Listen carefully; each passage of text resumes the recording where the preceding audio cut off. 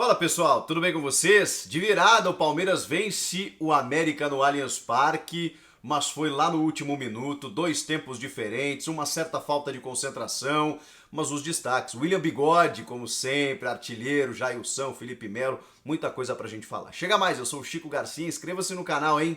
E vamos juntos.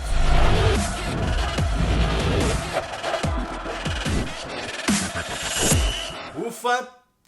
Não vencesse o América, ia sobrar críticas para o Palmeiras do Abel Ferreira. Claro que se a gente falar assim, fica aliado ao resultado, mas vem numa sequência em que o Palmeiras, por exemplo, contra o CRB, jogo citado pelo Abel Ferreira na sua entrevista coletiva, finaliza 35 vezes e perde por 1-0. E depois perde a classificação nos pênaltis.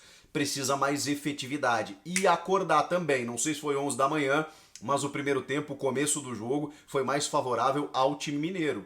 O Jailson, que aliás está muito bem no gol do Palmeiras, o Jailson que vem substituindo o Everton e não é fácil, vem sendo importante em alguns pontos ganhos pelo Verdão, como nesse jogo do Allianz Parque, em que em alguns chutes de fora da área, em algumas intervenções importantes, o goleiro experiente, o goleiro do Palmeiras, conseguiu ser muito importante. Então, o Jailson fez uma bela partida, também faz parte da sua atuação esse resultado, essa vitória do Palmeiras. Só que mesmo assim, o América Mineiro chega ao seu gol, numa falha individual ali do Vitor Luiz, mas depois duas pichotadas na sequência, né? Ninguém consegue afastar, e aí o jogador do América acaba arrematando duas vezes até vencer o Jailson e fazer o primeiro gol. Até ali o Palmeiras inexistia em campo. Vivia de alguns chutes esporádicos do Scarpa, de algumas tentativas e tudo mais, parecia realmente que estava dormindo. Acordou, tanto que na sequência, 1 minuto depois, consegue um empate. E aí, a partir dali, o Palmeiras consegue entender que precisava ter um pouco mais ímpeto, um pouco mais de organização para chegar ao seu resultado. Sempre, né, na individualidade do Gustavo Scarpa, que está numa fase incrível, né? Ele tenta arremate de direita e a bola vai no gol e obriga o goleiro a fazer uma grande defesa. De canhota ele acerta a trave e tem dado muitas assistências, né? 12ª nesse Campeonato Brasileiro, na temporada, melhor dizendo. Ninguém da Série A deu mais assistências do que o Gustavo Scarpa. E o William Bigode, que foi não digo uma novidade, né, mas uma sequência do Abel Ferreira, finalmente o William tendo sequência, porque o William é aquele jogador que realmente ele tem pouco cartaz, pouca mídia, mas é um cara que impressionante como é dedicado, perde gols e a torcida às vezes começa a pegar no pé, mas é um cara que sempre se apresenta, nunca se esconde para o jogo. E o William, junto com o Daverson, que também ganhou uma sequência como titular, ele tem essa capacidade de surpreender a defesa. Às vezes vem por trás, às vezes cai pelo lado, e às vezes o Daverson, que chama mais atenção por ser o centroavante de ofício, atrai os zagueiros, o William acaba aproveitando e fazendo esse gol de cabeça, empatando a partida.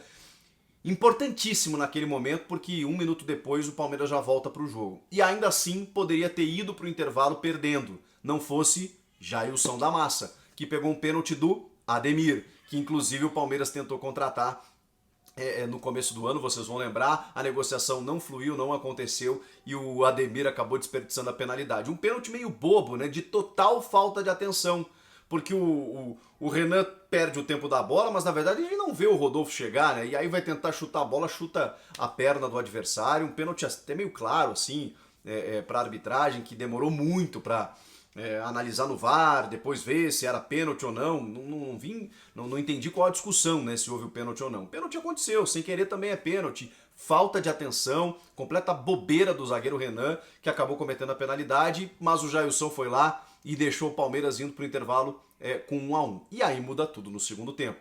Também por conta do América, que estava confortável, né, empatando fora de casa com o Palmeiras e se retraiu, recuou para tentar garantir esse 1 pontinho fora de casa. O campeonato do América não é contra o Palmeiras, como o do Palmeiras não é contra o América. O América vai lutar pela sua permanência na Série A. Então, um resultado desses, obviamente que era mais confortável. No caso do Palmeiras, não.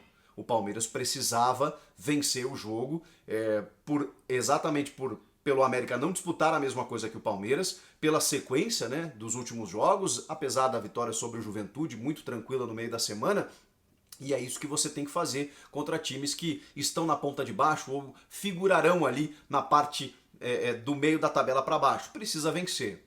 E jogando em casa, então o Palmeiras começou a se jogar para o campo de ataque. O Felipe Melo jogou como zagueiro e fez mais uma boa partida. É porque o Abel Ferreira, né, tá sem muitas opções, né? O Luan hoje estava de fora, o Gustavo Gomes está na seleção, o Alain Pereur tem uma questão de contrato, o Kusevich era opção, mas enfim, daqui a pouco você botar um jogador que não está atuando tanto.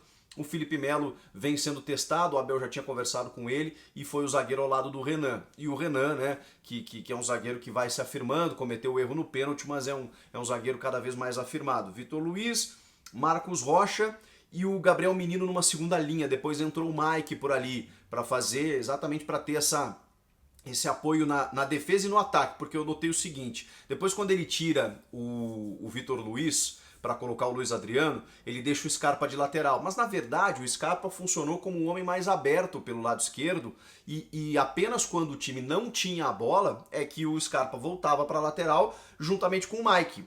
E o Marcos Rocha fazia uma linha de 3 zagueiros com o Renan e o Felipe Melo. Então o time jogava assim sem a bola, mas com a bola o Marcos Rocha virava lateral, o Scarpa virava quase que um ponta pelo lado esquerdo, o Renan virava praticamente um lateral esquerdo, né? Deixando só o Felipe Melo ali na sobra com o Marcos Rocha mais recuado, com o Mike mais aberto pelo lado direito. Então o sistema mudava muito, variava muito. E claro, com os dois meias do Palmeiras, o Gustavo Scarpa realmente tentando ocupar espaços para o arremate, o Palmeiras chegando por todos os lados, mantendo o Daverson, mantendo o William, colocando o Luiz Adriano, uma blitz, e por isso o Palmeiras foi premiado lá no finalzinho, num jogo, num lance, né, em que a defesa do América deixou o Rafael Veiga arrancar, o Luiz Adriano, que não estava bem, não é que ele não estava bem, mas o Luiz Adriano às vezes a tomada de decisão dele tá estranha, tá equivocada em alguns momentos. Ele é um jogador decisivo, ele é um jogador inteligente. Em alguns momentos eu senti ele meio disperso no lance, displicente em algumas jogadas.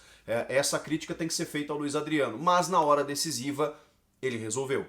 Quando ele sai da área, que é uma característica dele, sai da área não, né? Sai do foco de ataque, do último toque na bola, vai para a direita, pensa a jogada e vê a chegada do William.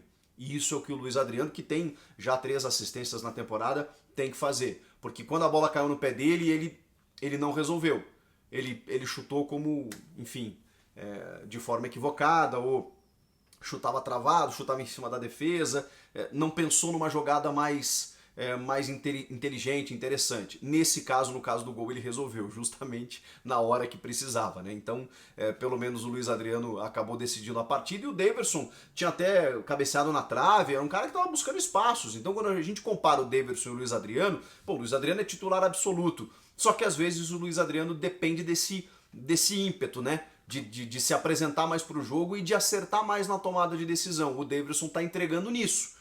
Tá entregando na volúpia, tá entregando na aparição, em dar opções, em tentar jogadas mais efetivas, né, mais simplificadas, sem ficar inventando, né, a bola vem nele, ele tenta finalizar. E aí, por isso que o Abel Ferreira, então, tá testando mais o Daverson, achei interessante essa manobra, essa medida.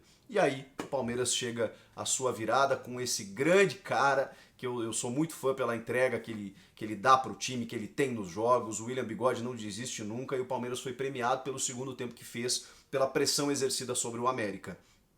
Claro que tem ajustes, são muitos desfalques, o calendário é difícil, tudo que vocês já sabem, tudo que a gente já falou. O jogo 11 da manhã atrapalha toda a rotina do atleta, né? Os caras têm que matar um macarrão às 9 da manhã. É difícil, cara. É difícil. E a gente nota que às vezes, por exemplo, o Galo com o Fortaleza foi assim, né? Sem tirar o mérito do Fortaleza. Mas às vezes, se você não tiver uma atenção redobrada ali nos 90 minutos, começando a partida, você já joga fora um resultado de uma partida que você não recupera e que é importante para quem disputa o título. Você não pode perder pontos em casa para equipes que não vão disputar o título. Você não pode perder para ninguém, né? Mas para essas equipes inferiores que não vão disputar a mesma coisa, você precisa fazer os 3 pontos. Por isso esse resultado foi importantíssimo, fundamental para um Palmeiras que a gente sabe que pretende, né? E que a gente imagina que vai disputar o título ali na frente. O Patrick de Paula foi um caso à parte no jogo, né? Porque ele foi com brinco para a partida, ficou 7 minutos para que retirassem o brinco. Tem uma imagem muito grotesca, né, do João Martins, o auxiliar, empurrando o Patrick de Paula quando ele foi autorizado a voltar para o campo. O Palmeiras vai multá-lo, inclusive, porque é daquela irresponsabilidade juvenil que já não deveria mais acontecer. Eu sei que às vezes a gente cobra muito dos garotos, mas vamos lá, né, Patrick? Já decidiu o título paulista cobrando o último pênalti, já foi importante em competições muito mais significativas, já deixou de sentir a camisa, o peso, de ficar cometendo atos que a gente possa classificar como de garotos, de juvenil. Já não é mais juvenil. Mas tudo bem, né? A gente entende que o garoto às vezes oscila, né? Passa do ponto, precisa de orientação, mas essa foi demais, né? E faz parte do clube também, né? De orientar e dizer, não, meu amigo, só um pouquinho, né? Vamos ser mais profissional. Porque bola, Patrick de Paula tem bola para jogar fora do Brasil, seleção brasileira lá na frente, ele é muito jovem, 20 anos aí, tem uma sequência inteira pela frente. O Palmeiras está rodando, né? Você vê que o Scarpa foi lateral, o Marcos Rocha foi zagueiro, o Mike entrou numa segunda linha, Gabriel Menino também, Luiz Adriano com o Daverson, o William Bigode, um volante, 2 meias, ora 2 zagueiros, ora 3, Felipe Melo recua, Jailson jogando bem ali, natural, e o Abel Ferreira está encontrando soluções, é o que a gente cobra do bom treinador. E por isso a crítica muitas vezes a esse Palmeiras do Abel. Poxa vida, tá faltando repertório. Poxa vida, o time tá numa rotação abaixo. Será que tá contente com os 2 títulos conquistados na temporada passada? O Palmeiras pode mais e tem mostrado que pode mais exatamente quando a gente vê isso. Opções alternativas mesmo diante dos problemas. Quando você encontra soluções dentro do seu elenco. Porque o elenco é qualificado sim. Faltam reforços aqui e ali, faltam situações pontuais? Faltam. A gente sabe disso, que o Abel tem razão, inclusive ao cobrar isso da direção. Mas ao mesmo tempo ele precisa potencializar esse elenco que ele tem. E ele fez isso nesse jogo contra o América. O que vocês acharam da vitória? Comenta aqui embaixo, inscreva-se no canal e eu volto na próxima. Tchau!